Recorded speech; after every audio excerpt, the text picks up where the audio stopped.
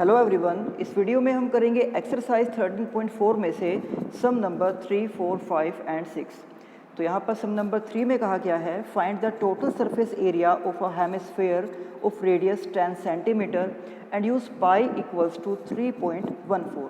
तो हमें यहाँ पर हेमिस्फेयर की रेडियस गिवन है और हमें उसका total surface area find out करना है। तो सॉल्यूशन में हम लिखेंगे रेडियस यानी कि r इक्वल्स टू 10 सेंटीमीटर और हेमिस्फेयर के टोटल सरफेस एरिया का फॉर्मूला आपको मैंने बताया था 3 पाई r स्क्वायर। तो इस फॉर्मूले के अंदर हम उस रेडियस को पुट करेंगे तो 3, और जैसे कि स्टेटमेंट में कहा गया था कि पाई को 3.14 यूज़ करना है एंड देन r का स्क्वायर। तो 10 का स्क्वायर हो जाएगा 100 और जब हम इन सभी को मल्टीप्लाई करेंगे तो हमारे पास आंसर आ जाएगा 942 स्क्वायर सेंटीमीटर, जो कि उस हेमिस्फेयर का टोटल सरफेस एरिया है। इसके बाद sum number 4, the radius of a spherical balloon increases from 7 centimetre to 14 centimetre as air is being pumped into it. तो जब एक स्फेरिकल बलून के अंदर एयर को पंप किया जाए यानी कि जब उसके अंदर हवा को भरा जाएगा तो उसकी रेडियस 7 सेंटीमीटर से इंक्रीज होकर 14 सेंटीमीटर हो जाएगी।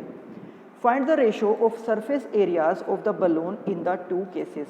तो इन दोनों ही केसेस में हमें उस स्फेरिकल बलून के सरफेस एरिया के रेशो को फाइंड आउट करना है।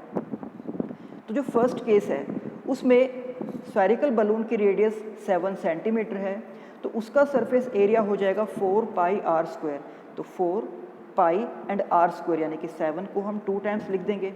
तो हम यहाँ पर पाई को एज इट इज़ भी लिखा रहने दे सकते हैं या फिर हम यहाँ पर पाई की कोई वैल्यू भी पुट कर सकते हैं, बट क्योंकि हमें पता है कि बाद में हमें रेशो फाइंड करना है तो वहाँ पर पाई से पाई कैंसिल आउट हो जाएगा। और सेकंड केस में जो स्फेरिकल बलून की रेडियस है वो है 14 सेंटीमीटर और यहाँ पर भी उसके सरफेस एरिया के लिए हम यही फॉर्मूला यूज़ करेंगे 4 पाई r स्क्वायर। तो 4 पाई एंड r स्क्वायर यानी कि 14 को 2 टाइम्स हमने लिख दिया है। तो फर्स्ट केस में उस स्फेरिकल बलून का ये सरफेस एरिया है और सेकंड केस में उसी स्फेरिकल बलून का सरफेस एरिया ये हो जाएगा।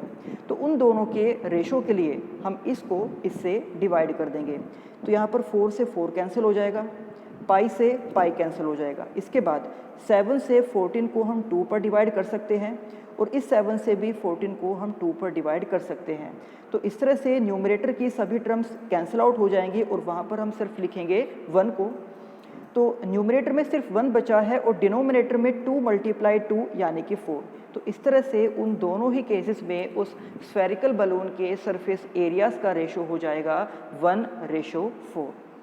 Now sum number 5, a hemispherical bowl made of brass has inner diameter 10.5 centimetre.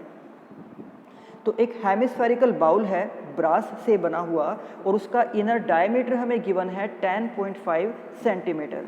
So find the cost of tin plating it on the inside at the rate of ₹16 पर 100 square centimetre. तो हमें यहाँ पर ये बताना है कि अगर उस बाउल को अंदर से टिन प्लेटिंग की जाए यानी कि टिन की प्लेट उसके ऊपर लगाई जाए तो उसकी कॉस्ट कितनी होगी। अगर कॉस्ट का जो रेट है वो है 100 स्क्वायर सेंटीमीटर की कॉस्ट 16 रुपीज़। तो सबसे पहले जैसे कि हमें उसका इनर डायमीटर गिवन था 10.5, तो उसका हाफ करके हम उसकी इनर रेडियस को फाइंड आउट करेंगे जो है 5.25 centimetre. Now inner surface area of the bowl, तो एक बाउल हमेशा ऊपर से ओपन रहता है इसलिए हम उसके कर्व्ड सरफेस एरिया को यहाँ पर फाइंड आउट करेंगे। और हेमिस्फेयर के कर्व्ड सरफेस एरिया का फॉर्मूला होता है 2 पाई r square. So 2 pi and r square. तो हम यहाँ पर 2 को एज इट इज़ लिखेंगे, 22/7 को भी एज इट इज़ लिखेंगे एंड 5.25 को हमें यहाँ पर 2 टाइम्स लिखना होगा इस तरह से।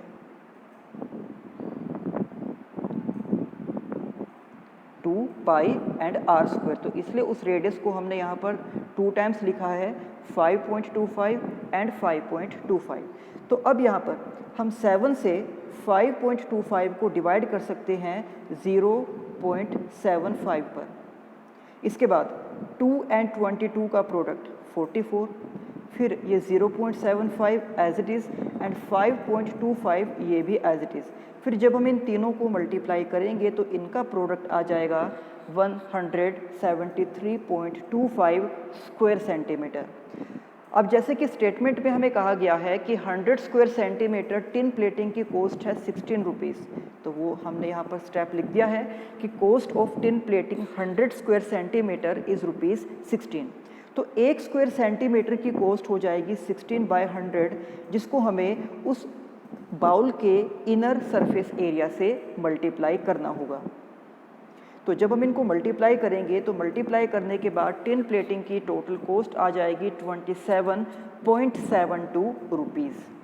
इसके बाद सम नंबर 6, तो सम नंबर 6 की स्टेटमेंट है find the radius of a sphere whose surface area is 154 square centimetre.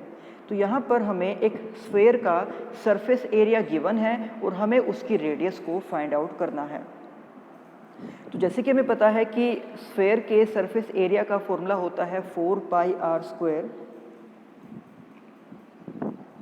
तो जो एरिया हमें स्टेटमेंट में गिवन था उसको एक साइड में हम लिखेंगे और इस फॉर्मूले के अंदर जब हम वैल्यू को पुट करेंगे तो 4π एंड r को हमने यहाँ पर एज इट इज़ रखा है क्योंकि इस r यानी कि रेडियस को हमें फाइंड आउट करना है। इसके बाद हम 4 को एंड 22 को 154 के डिवाइड में लेकर जाएंगे